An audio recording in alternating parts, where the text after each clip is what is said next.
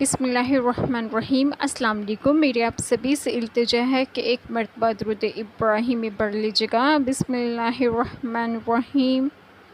اللہم صلی علی محمد وعلی آل محمد کما صلیت علی ابراہیم وعلی آل ابراہیم انک حمید مجید۔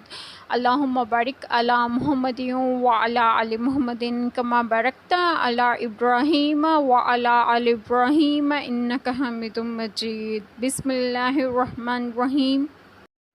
تو جو وصیت کو سن سنا کر بدل دے، اس کا گناہ انہیں بدلنے والوں پر ہے، بے شک اللہ سنتا جانتا ہے۔ پھر جسے اندیشہ ہوا کہ وصیت کرنے والے نے کچھ بے انصافی یا گناہ کیا تو اس نے ان میں صلح کرا دی، اس پر کچھ گناہ نہیں، بے شک اللہ بخشنے والا مہربان ہے۔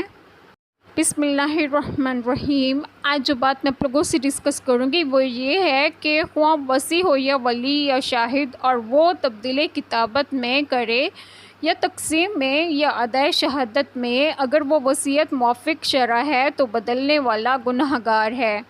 معنی یہ ہے کہ وارث یا وصی یا امام یا قاضی جس کو بھی موصی کی طرف سے ناانصافی یا ناحق کارروائی کا اندیشہ ہو، وہ اگر موصی لا یا وارثوں میں شرع کے موافق صلح کرائے تو اس کو کوئی گناہ نہیں، نہ ہی وہ گناہ گار ہے، کیونکہ اس نے حق کی حمایت کے لیے باطل کو بدلا۔ اللہ تعالی ہم سب کے تمام گناہوں کو معاف فرمائے اور ہمیں صراط مستقیم کی راہ پر گامزن کریں، اور آپ سب کو آپ کے گھروں میں خوش و خرم رکھیں اور صحت و تندرستگی بھی دیں۔ آمین۔ جزاک اللہ خیر۔